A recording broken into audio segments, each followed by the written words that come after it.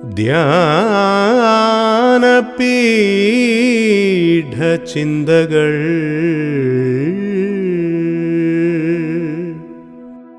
ധ്യാനപീഠ ചിന്തകൾ, A devotional thought four worship. ഏവർക്കും ധ്യാനപീഠ ചിന്തയിലേക്ക് പ്രഭാതത്തിൽ സ്വാഗതം. നമ്മുടെ ഇന്നത്തെ ധ്യാനത്തിന് ആധാരമായി യെശയ്യാ പ്രവാചകന്റെ പുസ്തകം 46-ാം അധ്യായം 4-ാമത്തെ വാക്യം വായിച്ച് കേൾപ്പിക്കുന്നു. Book of Isaiah chapter 46 verse 4. നിങ്ങളുടെ വാർദ്ധക്യം വരെ ഞാൻ അനന്യൻ തന്നെ, നിങ്ങൾ നരയ്ക്കുവോളം ഞാൻ നിങ്ങളെ ചുമക്കും. ഞാൻ ചെയ്തിരിക്കുന്നു, ഞാൻ വഹിക്കുകയും ഞാൻ ചുമന്ന് വിടുവിക്കുകയും ചെയ്യും. ഇസ്രായേലിനോടുള്ള ബന്ധത്തിൽ ദൈവം ചെയ്യാൻ പോകുന്ന ഒരു പ്രവൃത്തിയുടെ വിവരണമാണ് നാം വായിച്ച വേദഭാഗത്ത് കാണുവാൻ കഴിയുന്നത്. വളരെ വ്യക്തമായിട്ട് പറയുക, ഞാൻ അനന്യനാണ്, ഞാൻ നിങ്ങളെ നരയ്ക്കുവോളം വഹിക്കുന്ന ദൈവമാണ്.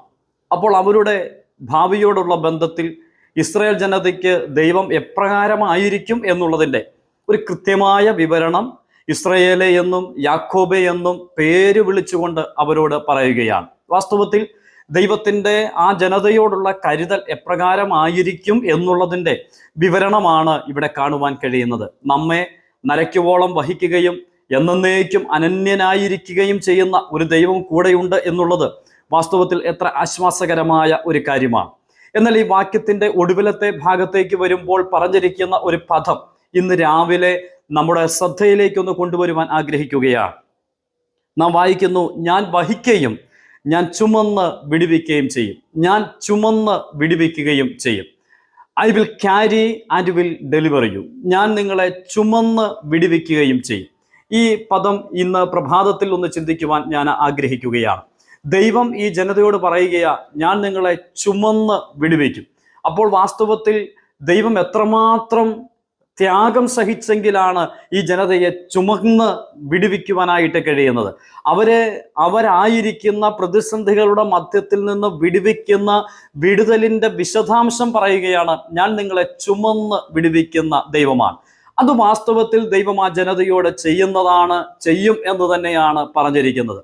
എന്നാൽ ആ പദപ്രയോഗം ഇന്ന് പ്രഭാതത്തിൽ എൻ്റെയും നിങ്ങളുടെയും വ്യക്തിപരമായിരിക്കുന്ന ജീവിതവുമായിട്ടൊന്ന് ചേർത്ത് വെക്കുവാൻ ഞാൻ ആഗ്രഹിക്കുകയാണ്. ഇത് വാസ്തവത്തിൽ ദൈവം ചുമന്ന് വിടുവിക്കും എന്ന് പറയുമ്പോൾ അങ്ങനെ ചെയ്യുവാൻ ഇടയായിട്ട് തീർന്നിട്ടുണ്ടോ എന്ന് ചോദിച്ചാൽ അതിൻ്റെ കൃത്യമായ ഉത്തരങ്ങളാണ് ഇന്ന് പ്രഭാതത്തിൽ ഞാനും നിങ്ങളും. ദൈവം ചുമന്ന് വിടുവിച്ചവനാണ്. എന്താണ് ദൈവം ചുമന്നത്? നമുക്ക് ഓരോരുത്തർക്കും അറിയാം, നമ്മെ വാസ്തവത്തിൽ ദൈവം ചുമക്കുകയായിരുന്നില്ല, മറിച്ച് ദൈവപുത്രനായ യേശു ഈ താണഭൂമിയിലേക്ക് വന്നതിൻ്റെ ഉദ്ദേശം വളരെ വ്യക്തമായിട്ട് പത്രോസ് അപ്പോസ്തലൻ രേഖപ്പെടുത്തിയിട്ടുണ്ട്. അവിടെ നാം വായിക്കുന്നത് ഇങ്ങനെയാണ്, നാം പാപം സംബന്ധിച്ച് മരിച്ച് നീതിക്ക് ജീവിക്കേണ്ടതിന് അവൻ തൻ്റെ ശരീരത്തിൽ നമ്മുടെ പാപങ്ങളെ ചുമന്നുകൊണ്ട് എന്ന് നാം വായിക്കുന്നു. വാസ്തവത്തിൽ ദൈവം എന്താണ് ചുമന്നത്?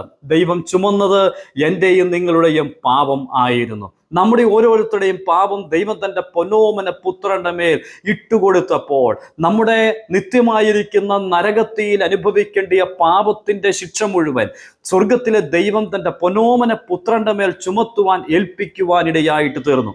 പഴയ നിയമത്തിൽ ഒരു യാഗമൃഗത്തെ അറുക്കുവാൻ കൊണ്ടുവരുമ്പോൾ ആ യാഗമൃഗത്തിൻ്റെ തലയിലേക്ക് കൈവച്ച് വ്യക്തിയുടെ പാപത്തെ മുഴുവൻ ആ മൃഗത്തിൻ്റെ മേൽ ചുമത്തുന്നത് പോലെ എനിക്കും നിങ്ങൾക്കും വേണ്ടി യേശു കർത്താവ് പാപം ചുമക്കുവാൻ ഇടയായിട്ട് തീർന്നു. ഈ പദം അവിടേക്കൊന്ന് കൊണ്ടുവന്ന് ചിന്തിക്കുമ്പോൾ ഇന്ന് രാവിലെ ഞാൻ ഇങ്ങനെ ഓർപ്പിക്കട്ടെ, അവിടുന്ന് നമ്മുടെ പാപങ്ങളെ ചുമന്നു.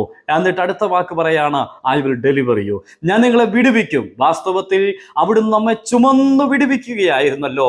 നമുക്ക് ഏവർക്കും അറിയാവുന്നതുപോലെ നമ്മുടെ മുഴുവനായ പാപവും നമ്മുടെ വാഴ്ത്തപ്പെട്ട കർത്താവ് തൻ്റെ ശരീരത്തിൽ ഏറ്റെടുത്തപ്പോൾ ആ വേദന മുഴുവൻ കർത്താവ് സഹിച്ച് ആ പാപത്തെ മുഴുവൻ ചുമന്നുകൊണ്ട് നമുക്ക് വേണ്ടി വിടുതലൊരുക്കുവാൻ ഇടയായിട്ട് തീർന്നു. ഇന്ന് പ്രഭാതത്തിൽ ദൈവസന്നിധി നാം ആയിരിക്കുമ്പോൾ ഇസ്രായേലിനോട് പറയുകയാ, ഞാൻ നിങ്ങളെ ചുമന്നു വിടുവിക്കും, കാരണം ഞാൻ അനന്യനാണ്. ഇതല്ലയോ നമ്മുടെ വാഴ്ത്തപ്പെട്ട കർത്താവിനെ കുറിച്ച് നാം എബ്രായ ലേഖനത്തിൽ വായിക്കുന്നത്? യേശു ക്രിസ്തു ഇന്നലെയും ഇന്നും എന്നേക്കും അനന്യൻ. അനന്യനായ മാറ്റമില്ലാത്ത നമ്മുടെ കർത്താവ് നമുക്ക് വേണ്ടി വിടുവിക്കുവാനായിട്ട്, നാമായിരുന്ന വലിയ ബന്ധനത്തിൽ നിന്ന് മോചിപ്പിക്കുവാനായിട്ട് നമുക്ക് വേണ്ടി നമ്മുടെ വേദനകളെ, നമ്മുടെ ഭാരങ്ങളെ, നമ്മുടെ പാപങ്ങളെ അത് മുഴുവൻ ചുമന്നുകൊണ്ട് നമ്മെ വിടുവിച്ചു. കർത്താവിന് മഹത്വം. ഇന്ന് പ്രഭാതത്തിൽ നമ്മെ വിടുവിച്ച ദൈവപുത്രന് സകല മഹത്വവും അർപ്പിക്കാം. നമ്മുടെ പാപത്തെ ചുമന്ന ദൈവപുത്രന് സകല മഹത്വവും അർപ്പിക്കാം. അവിടെ നമ്മെ ചുമന്ന് വിടുവിക്കുവാൻ ഇടയായിട്ട് തീർന്നു. വെറുതെ ചുമക്കുകയായിരുന്നില്ല, നമ്മുടെ പാപം മുഴുവൻ അവിടുന്ന് ചുമന്നു എന്ന് മാത്രമല്ല, പച്ചമലക്കുരിശും അവിടുന്ന് നമുക്ക് വേണ്ടി ചുമന്നു. ഗോൽഗോത്താവരെയും അവിടുന്ന് നമുക്ക് വേണ്ടി ചുമന്നു.